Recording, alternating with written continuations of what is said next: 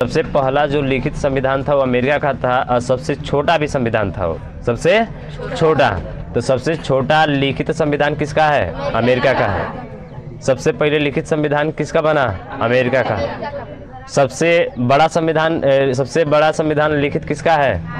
भारत का। सबसे पहली बार लिखित संविधान एशिया में किसका है? नहीं पता। एशिया में सबसे बड़ा लिखित संविधान किसका है? तो वो है आपका जापान का। किसका है? जापान का है। ठीक है, तो इसके आगे जो है पहले हम लोग लिखेंगे और लिखित के बारे में, क्योंकि लिखित जाने लिखित है ना हम लोग कि लिखित क्या होता है। फिर उसके बाद से सरकार क्या होती है, राज्य क्या होता है। ठीक है, तो राज्य के बारे में भी अगर कुछ लिखना हमें कि राज्य क्यों जरूरी होता है, राज्य होता क्या है, उसके बारे में थोड़ा सा परिभाषा लिखना है। हालांकि राज्य बताए थे कि 4 चीज़ों से मिलकर बना होता है। कितनी चीज़ों से? 4। पहला था कि आपका जनसंख्या, दूसरा निश्चित भूभाग, उसके बाद से तीसरा संप्रभुता और चौथा था सरकार। और सरकार के बारे में बताइए। सरकार 3 भागों में 3 तरह से कार्य करती है। कोई भी सरकार हो 3 तरीके से कार्य करेगी। एक होगा व्यवस्थापिका, दूसरा होगा कार्यपालिका और तीसरा होगा न्यायपालिका। न्यायपालिका में आपके 2 आते हैं, एक हाई कोर्ट और एक सुप्रीम कोर्ट आता है, एक उच्च न्यायालय और एक उच्चतम न्यायालय। ठीक है, या उसी को बोलते हैं क्या? सर्वोच्च न्यायालय। जो हाई कोर्ट में फैसला नहीं होता है वो लास्ट किसका होता है? सुप्रीम कोर्ट का होता है। यानी सुप्रीम कोर्ट ने जो फैसला अपना सुना दिया तो समझो कि वो जो है सुना दिया, अब उसके आगे जो है अब किसी न्यायालय में आप जो है उसको ले जाकर उसकी सुनवाई नहीं कर सकते हैं। सुप्रीम कोर्ट उसका लास्ट निर्णय होता है। सुप्रीम कोर्ट का जो निर्णय आता है ना वो क्या होता है? लास्ट होता है। इसके भी बारे में हम लोग पढ़ेंगे। तो सबसे पहले जो है हेडिंग करके लिखिएगा और लिखित लिखिए। तो लिखित वाले में 2 ही आएंगे आपके, एक अमेरिका और एक अपना भारत। तो लिखित वाले में एग्जाम्पल लिखे थे कि नहीं? लिखित वाले में एग्जाम्पल लिखिएगा अमेरिका तथा भारत। ठीक है, जगह होगा तो लिख लीजिएगा अमेरिका और भारत। ये भाई सच्ची में तुम लोग हाँ लिखित में अमेरिका और भारत एग्जाम्पल गदा का कर रहे हैं हम। ये भाई कंगना पहचाने में नहीं आ रही है। चलो लिखना अलिखित। अलिखित, हाँ अलिखित क्या होता है इसके बारे में लिखिएगा। अलिखित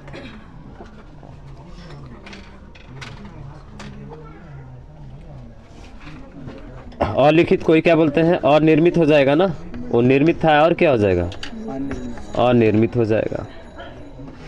ठीक है, तो इसमें लिखिएगा किसी भी देश की शासन व्यवस्था, किसी भी देश की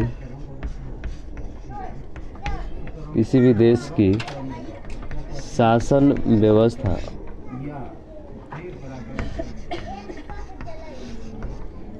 किसी भी देश की शासन व्यवस्था किसी भी देश की शासन व्यवस्था वहाँ की परंपराओं, रीति रिवाजों, वहाँ की परंपराओं, रीति रिवाजों की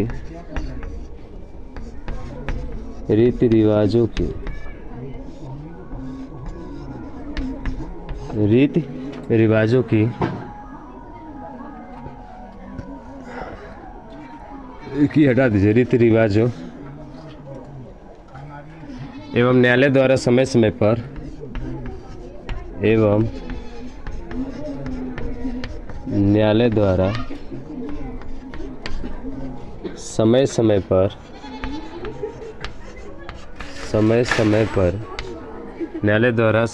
पर दिए गए निर्णय के अनुसार संचालित होती है। दिए गए निर्णय के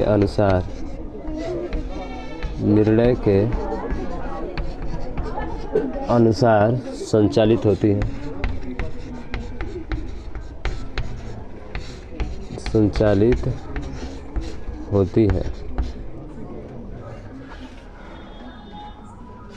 संचालित होती हो। ठीक है, वही आपका होगा अलिखित संविधान। जैसे इसमें क्या क्या आएंगे? जैसे आपका होगा ब्रिटेन, इटली, सऊदी अरब।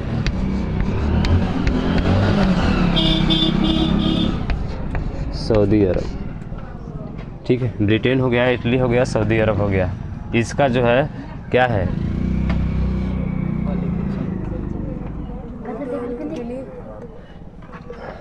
तो अलिखित वाला में एग्जाम्पल याद रखिएगा, ब्रिटेन, इटली और सऊदी अरब, ठीक है। ब्रिटेन, इटली और क्या है, सऊदी अरब है, 3 इसके एग्जाम्पल। और उसमें था भारत और कौन सा, अमेरिका, ठीक है।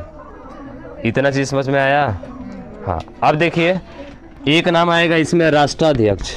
क्या आएगा, राष्ट्राध्यक्ष। राष्ट्राध्यक्ष का मतलब होता है, एक होता है अनुवांशिक, अनुवांशिक का मतलब वंशागति, क्या बोलते हैं जी, वंशानुगत होता है ना। एक होता है जो राष्ट्राध्यक्ष होता है, एक होता है वंशानुगत और एक होता है क्या, एक होता है निर्वाचित। क्या होता है, निर्वाचित होता है। एक वंशानुगत होता है और एक क्या होता है, निर्वाचित होता है। तो ये वंशानुगत कौन होता है, तो ये वंशानुगत में या तो राजा होगा या तो रानी होगी, जैसे ब्रिटेन की महारानी। तो वंशानुगत में क्या होता है, या तो राजा होता है या फिर रानी होती है। निर्वाचित की बात करें तो यहाँ पे जो निर्वाचित होता है वो भारत की जनता के द्वारा होता है, चाहे आपका प्रत्यक्ष रूप से हो चाहे अप्रत्यक्ष रूप से हो, ठीक है। और वो है आपका राष्ट्रपति। क्या है, राष्ट्रपति है। अच्छा, अमेरिका के भी तो राष्ट्रपति है ना, है कि नहीं, भारत के भी राष्ट्रपति हैं। इसका मतलब है कि यह क्या होते हैं, निर्वाचित होते हैं। क्या होते हैं, निर्वाचित होते हैं। तो यहाँ पे वंशानुगत है, और वंशानुगत में यहाँ पे राजा और क्या आते हैं, रानी, यानी यही शासन करते हैं वहाँ पे। राजा और रानी ही क्या करते हैं वहाँ पे, शासन करते हैं। इसलिए इसको कहा जाता है राजतंत्र। क्या कहा जाता है, राजतंत्र। यानी कि राजा का जो अधिकार होता है वही क्या कहलाता है, राजतंत्र कहलाता है। यहाँ पर भी लोकतंत्र है आपका, यहाँ पर भी क्या है, लोकतंत्र है। पर यहाँ पे गणतंत्र आपका नहीं है, यहाँ पे गणतंत्र नहीं है। गणतंत्र है तो कहाँ, यहाँ पे है आपका गणतंत्र। जो है ऐसे जानते हैं हमारा भारत जो है गणतंत्र के साथ साथ क्या है, लोकतंत्र भी है। यानी कि यहाँ पे लोकतंत्र और गणतंत्र दोनों आपके क्या होते हैं, मौजूद है। क्योंकि जो सर्वोच्च पदाधिकारी होता है भारत का वो क्या होता है, निर्वाचित होता है, या तो प्रत्यक्ष रूप से हो या फिर अप्रत्यक्ष रूप से। जैसे हम लोग डायरेक्ट जिसको वोट देते हैं ना, डायरेक्ट, जैसे ग्राम प्रधान है आपका, प्राइम मिनिस्टर है, तो इसको हम लोग डायरेक्ट चुनते हैं ना, डायरेक्ट, प्रत्यक्ष रूप से। इसका चुनाव कैसे होता है, प्रत्यक्ष होता है, सीधा डायरेक्ट हम लोग वोट देते हैं, देने के बाद काउंटिंग होती है, काउंटिंग होने के बाद सीधा डायरेक्ट प्राइम मिनिस्टर घोषित कर दिया जाता है, गांव का प्रधान बन जाता है। बनता है कि नहीं बनता है। अभी नहीं है ना कि प्रधान का चुनाव करना है तो जो बीडीसी के प्रत्याशी जीते हुए हैं वही सब चुनाव करेंगे, ऐसा तो नहीं होता है ना। बीडीसी जो है, जो जीते होते हैं हर गांव के, वो जो होते हैं उनका चुनाव एक अलग चुनाव होता है। जो बीडीसी देते हैं वो अप्रत्यक्ष होता है। जैसे हम लोग नरेंद्र मोदी को अपने वोटों के द्वारा ही तो प्रधानमंत्री बनाते हैं, इसका मतलब वो प्रत्यक्ष है हमारा। वो क्या है, प्रत्यक्ष है। जब हम वोट देकर किसी को बना रहे हैं तो प्रत्यक्ष है, सीधा सीधा आम जनता के द्वारा जो वोट दिया जा रहा है। और जो आम जनता के द्वारा जो वोट दिया जा रहा है, देने के बाद जो विधायक होते हैं, एमएलए होते हैं, जब ये वोट डालते हैं वहाँ पे, तो ये तो अब हमारे तो द्वारा नहीं है ना। जिनको हम जिताए वो जाकर उनको वोट करेंगे, वो जाकर उनको वोट करेंगे। और जब वो जाकर उनको वोट करेंगे, इसका मतलब कि वो जब वोट उनको दे रहे हैं तो क्या है, अप्रत्यक्ष है। हम दे रहे हैं तो प्रत्यक्ष है, और वो दे रहे हैं तो क्या है, अप्रत्यक्ष है। तो या तो प्रत्यक्ष हो सकता है या क्या हो सकता है, अप्रत्यक्ष हो सकता है, लेकिन चुना जाएगा जनता के द्वारा ही। समझ में आया। तो इसलिए भारत जो है गणतंत्र के साथ क्या क्या क्या है आपका, लोकतंत्र भी है। यहाँ पे तो राजतंत्र और लोकतंत्र है, पर यहाँ पे गणतंत्र नहीं है। अच्छा, ये गणतंत्र का जो बात कर रही थी, गणतंत्र आया कहाँ से, ये गणतंत्र आया कहाँ से। आप जानते हैं भारत के प्रथम राष्ट्रपति कौन, डॉक्टर राजेंद्र प्रसाद। यानी कि भारत के प्रथम राष्ट्रपति डॉक्टर राजेंद्र प्रसाद ने ही इसी दिन शपथ लिया था। इसी दिन क्या लिया था, शपथ लिया था। इस कारण से जो है भारत हमेशा 26 जनवरी को गणतंत्र दिवस क्या करता है, सेलिब्रेट करता है, मनाता है। 26 जनवरी को मनाते हैं ना हम लोग गणतंत्र दिवस, और 15 अगस्त को स्वतंत्रता दिवस मनाते हैं। ठीक है, तो गणतंत्र शब्द कहाँ से आया है? भारत के पहले राष्ट्रपति डॉक्टर राजेंद्र प्रसाद ने 26 जनवरी जो है उस दिन शपथ लिया था, जिसके कारण से 26 जनवरी को हम लोग गणतंत्र दिवस के रूप में क्या करते हैं? मनाते हैं। ठीक, ये चीज़ें समझ में आई यहाँ तक? समझ में आई है? बोलो। हाँ, समझ में आई है। ठीक है, तो ये स्ट्रक्चर बनाओगे कि रहने दे ऐसे ही? बनाओगे स्ट्रक्चर तो बना लो ऐसे करके। नीचे तुम लोग लिख लेना, हम इधर लिखे हैं। हाँ, अच्छे से, अच्छा लिख लीजिए। चलिए, मिटाने वाला कहाँ है? लिख लीजिए।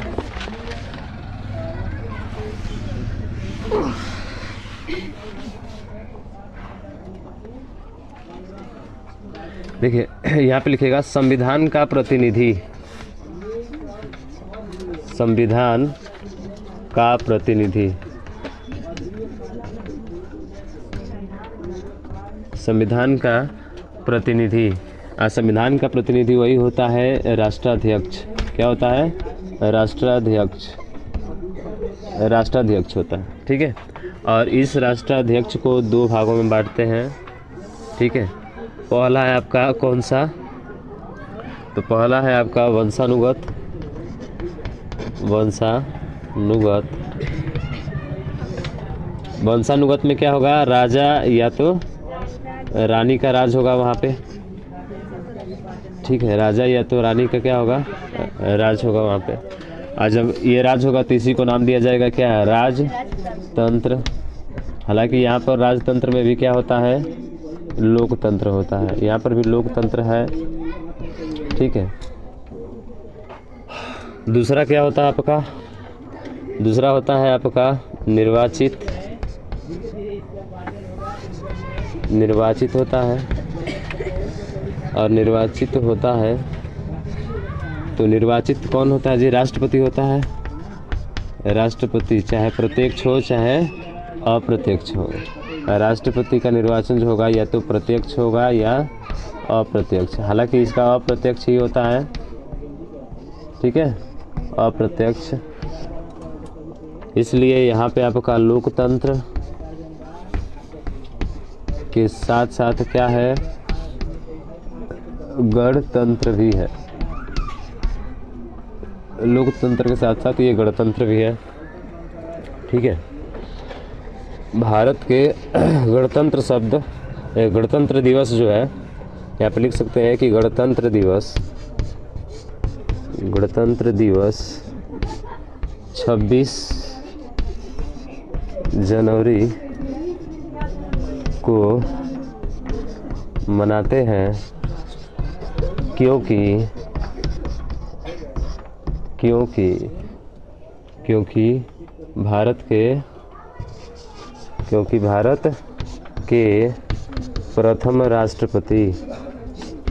भारत के प्रथम राष्ट्रपति डॉक्टर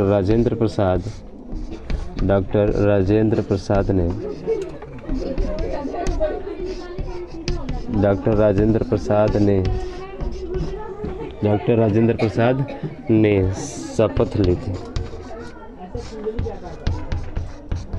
ठीक है, शपथ ली थी। तो गणतंत्र शब्द कहाँ से आया है? तो बता सकते हैं 26 जनवरी को जो है भारत के पहले राष्ट्रपति डॉक्टर राजेंद्र प्रसाद ने क्या ली थी?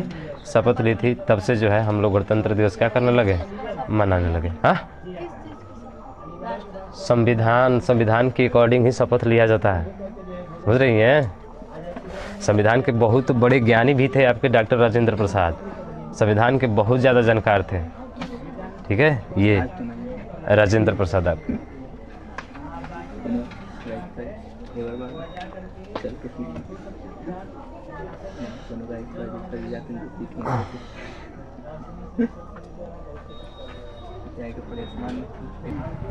तो ये चीज़ें समझ में आई है? समझ में आया ना पूरा? ये राजतंत्र और लोकतंत्र, गणतंत्र। ठीक है, आया ना समझ में? हाँ, अब देखिए आगे इसके बात करेंगे हम लोग कि संविधान का जनक किसको कहा जाता है। अब देखिए ये नहीं, नाम आएगा अरस्तु का। किसका नाम आएगा? अरस्तु का नाम आएगा। हाँ जी, अरस्तु का नाम आएगा। संविधान के जनक जो है अरस्तु है। कौन है? अरस्तु है। क्यों है अरस्तु? क्या कारण है इनका? तो ध्यान रखिएगा, इनका कारण अरस्तु को इसलिए दिया जाता है क्योंकि इन्होंने 158 देश जिनको नगर राज्य नगर कहा जाता था। क्या कहा जाता था? हाँ, नगर राज्य कहा जाता था। 158 देश, 158 देश, और 158 देश का शासन जो है, संचालन कैसे होता है, इसका पूरा अच्छे से अध्ययन किसने किया था? अरस्तु ने किया था। किसने किया था? अरस्तु, अरिस्टोटल, साइंस के पिता।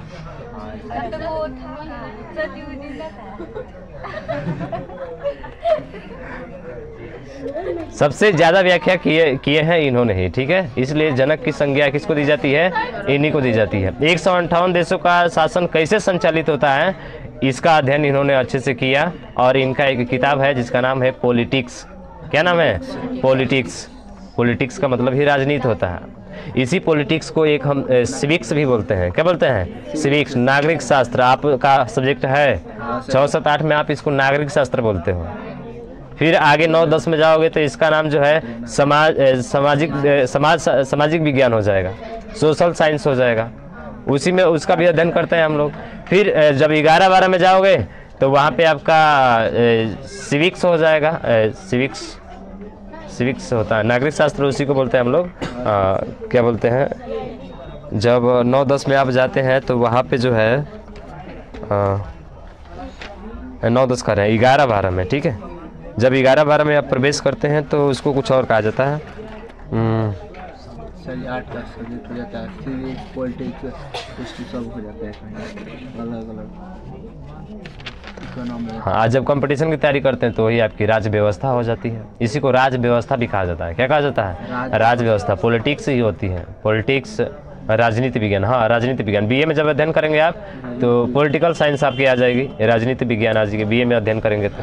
और इंटर में भी यही होता है, नागरिक शास्त्र ये होता है आपका, ठीक है। इसी को नागरिक शास्त्र बोलते हैं, सिविक्स बोलते हैं इंग्लिश में। क्या बोलते हैं? सिविक्स, पॉलिटिक्स, पॉलिटिकल साइंस, समझ रहे हैं ना। भारतीय संविधान की राज्य व्यवस्था भी इसी को कहा जाता है जब कंपटीशन की हम लोग तैयारी करते हैं वहाँ पर, ठीक है। तो कई इसके नाम आ जाते हैं आपके। चलिए, तो ये समझ में आ गया। अब पूछा जाए, अभी बोले हैं कि जो है संविधान के जनक किसको कहा जाता है? अरस्तु को। अब संविधान की माता किसको कहा जाता है? लो, आ गया। अब संविधान की माता कौन है? चलिए, तो संविधान की माता, ध्यान रखिएगा, उनका नाम है मेरी। क्या नाम है? मेरी वाल्नस्टोन। मेरी वाल्नस्टोन, मेरी वाल्नस्टोन, ठीक है। माता का नाम है मेरी वाल्नस्टोन, ठीक है। तो लिखिए संविधान के जनक, लिखिएगा संविधान के जनक। पहला पॉइंट, संविधान के जनक। संविधान के जनक, अरे आज तक नहीं बताया तो आप जानोगे। अरस्तु, अरस्तु। और संविधान की हाँ, माता, मदर, ठीक है। ये है फादर और ये है मदर। तो मेरी वाल्नस्टोन, मेरी वाल्नस्टोन, ठीक है। हाँ, ध्यान रखिएगा, कभी कभी पूछ लेता है मेरी वाल्नस्टोन क्राफ्ट, मेरी वाल्नस्टोन क्राफ्ट, मेरी वाल्नस्टोन क्राफ्ट, ठीक है। अब पूछा जाए आधुनिक संविधान के प्रेरक। एक और अगला पॉइंट है आधुनिक संविधान के प्रेरक। आधुनिक माने जो आधुनिक संविधान के प्रेरक। तो ध्यान रखिए, आधुनिक संविधान के प्रेरक पूछा जाए तो वो है आपके कौन? बताओ। Sir Henry man, sir Henry man, ठीक है। सर हेनरी मैन है आपके, आधुनिक संविधान के प्रेरक कौन है? सर हेनरी मैन है। अभी भी पढ़ेंगे हम लोग आगे कि संविधान के जनक, जननी, वास्तुकार, शिल्पीकार, रचनाकार डॉक्टर भीमराव अंबेडकर पढ़ेंगे, ठीक है। अगर यदि देखो ऑप्शन में देगा तो यही देगा, अरस्तु देगा, और नहीं तो सीधा अरस्तु की जगह पे किसको देगा? डॉक्टर भीमराव अंबेडकर को, बस यही समझ रहे हैं ना। हाँ, विदेशी में देगा तो ये अरस्तु, विदेशी है ना आपका। हाँ, भारत को थोड़े है, भारत को तो डॉक्टर बाबा साहब भीमराव अंबेडकर है आपके, समझ रहे हैं। लेकिन अगर पूछा जाए विदेशी तो विदेशी में अरस्तु का नाम आता है। हाइयो तो यही जगह नहीं लग रही है। हाँ नहीं लग रही, मेरी वाला स्टोन क्राफ्ट, ठीक है। चलिए अब उसके बाद से पूछा जाए, हम आपको बताए थे कि विश्व का सबसे नवीनतम संविधान किसका है, ये पूछा जाए अगर आपसे। विश्व का सबसे नवीनतम जो अभी अभी हाल ही में हुआ है, पहले था जो है आपका वहाँ पर भी राजतंत्र था, वहाँ का संविधान नहीं था। आई कहा जाता है कि जिस देश का संविधान नहीं उसका विकास भी नहीं। तो वो है आपका नेपाल। कौन है? नेपाल है। तो लिखिएगा, पॉइंट करके बोल रहे हैं। विश्व का सबसे नवीनतम संविधान, विश्व का सबसे नवीनतम संविधान, विश्व का सबसे, स्टार बना कर लिखिएगा ऐसे करके, ठीक है। विश्व का सबसे नवीनतम संविधान,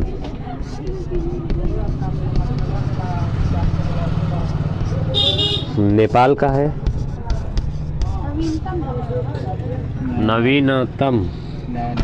नवीनतम संविधान किसका है? नेपाल का है, ठीक है। नेपाल की राजधानी बताओ? काठमांडू, ठीक है। नेपाल की राजधानी काठमांडू। तो ये नेपाल का है।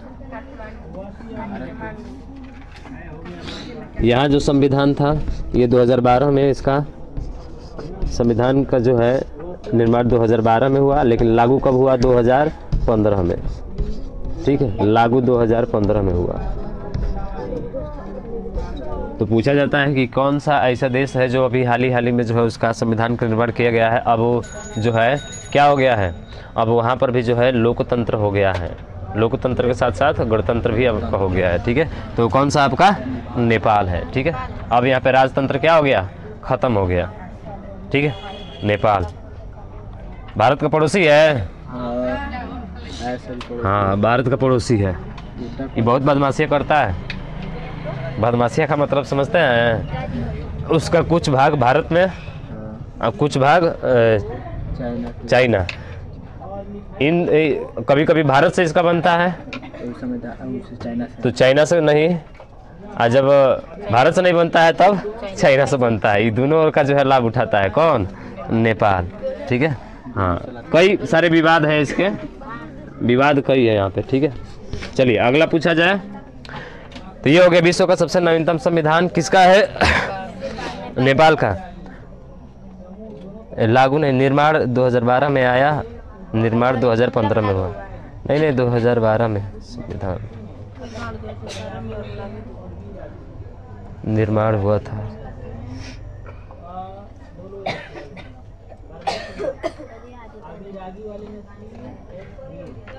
यहाँ पे लागू मत लिखिएगा, निर्माण लिखिएगा। संविधान जो आया 2012 में और निर्माण हुआ 2015 में। उल्टा हो जा रहा है। पहले संविधान लागू हो गया, बाद में निर्माण हुआ। संविधान का 2012 नहीं, थोड़ा सा यहाँ पे मिस्टेक हो रहा है, आपको कल बताएंगे। रहने दीजिए, इसके में कन्फ्यूजन है थोड़ा सा हमको, ठीक है। हाँ, छोड़ दीजिए, काट दीजिए, बस हटा दीजिए। निर्मित 2015 में हुआ था, ये लिख लीजिएगा। संविधान जो निर्मित हुआ था 2015 में हुआ था, ठीक है। बस ये लिखिएगा, संविधान निर्मित हुआ था 2015 में, ठीक है। हाँ, 2015 में निर्मित हुआ था।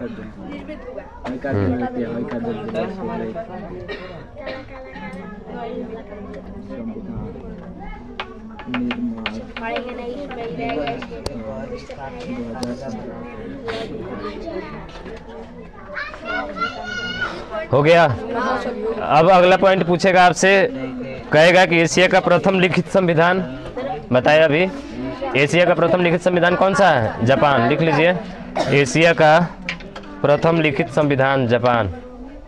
जापान की राजधानी हाँ, टोक्यो। लिखो, एशिया का प्रथम लिखित संविधान है। क्या नहीं लिख रही है? देखो देखो कहाँ खोई है उसको। 10 खाली बोला जाता है तब वो सुनती है खाली। एशिया का प्रथम लिखित संविधान, एशिया का प्रथम लिखित संविधान जापान,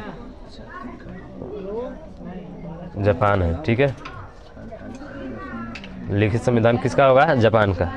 उसके बाद पूछा जाए कि विश्व का सबसे बड़ा लिखित संविधान, भारत। लिख लीजिए, विश्व का सबसे बड़ा लिखित संविधान, विश्व का सबसे बड़ा लिखित संविधान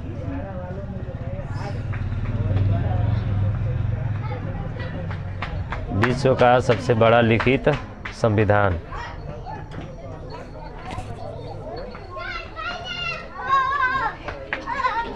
विश्व का सबसे बड़ा लिखित संविधान भारत।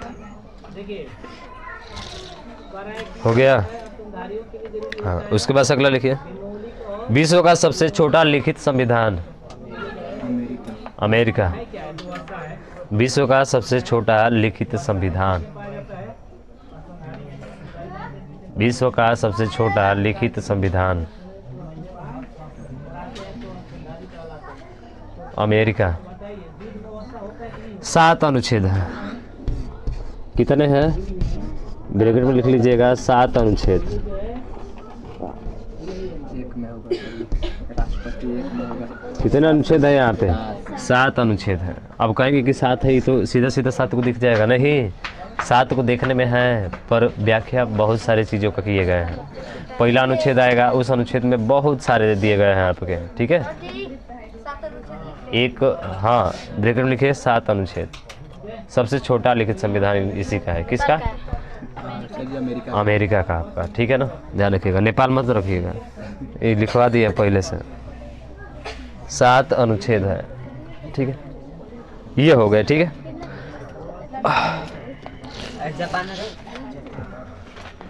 अरे क्या चूक रहा है शर्मा? हाँ, तो संविधान के बारे में आपने जाना। ठीक है, अब थोड़ा सा जो है, राज्य क्या है जरा लिख लीजिए इसको भी। राज्य क्या है लिख लीजिए, हम बोलते रहे हैं। राज्य क्या है?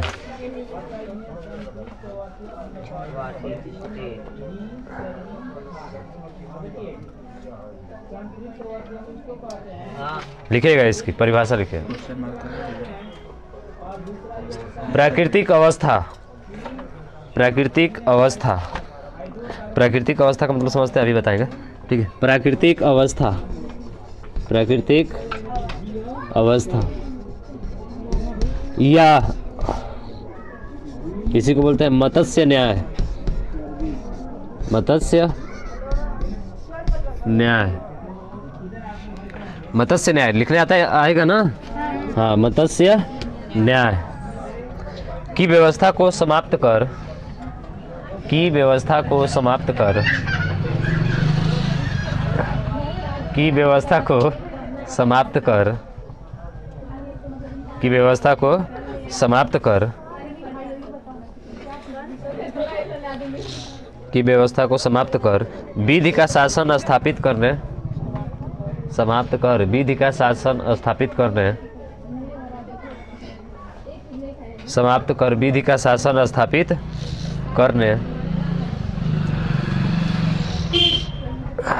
करने तथा लोगों ने विधि का शासन स्थापित करने तथा लोगों ने अपने कल्याण हेतु, तथा लोगों ने अपने कल्याण हेतु जिस संस्था की रचना की, अपने कल्याण हेतु जिस संस्था की रचना की, जिस संस्था की रचना की उसे राज्य कहते हैं। जिस संस्था की रचना की उसे राज्य कहते हैं। अब देखिए, जिस संस्था की रचना की उसे राज्य कहते हैं। भाई प्राकृतिक अवस्था या मत्स्य न्याय क्या होता है? कहा जाता है कि जिसकी लाठी उसकी भैंस। भाई साहब अब देख लीजिए, इसी मत्स्य न्याय को ख़त्म करना। अब हम ताकतवर हैं तो जो चाहेंगे वो ले सकते हैं, यही नहीं इसका अर्थ हुआ जी। भाई जिसकी लाठी है उसी की भैंस होगी, चाहे किसी का भी काय ना हो। समझ रहे हो? तो इस प्राकृतिक अवस्था या मत्स्य न्याय को सीधा समाप्त करना था इसका। इस राज्य का मुख्य उद्देश्य क्या था? मत्स्य न्याय को क्या कर देना? समाप्त कर देना।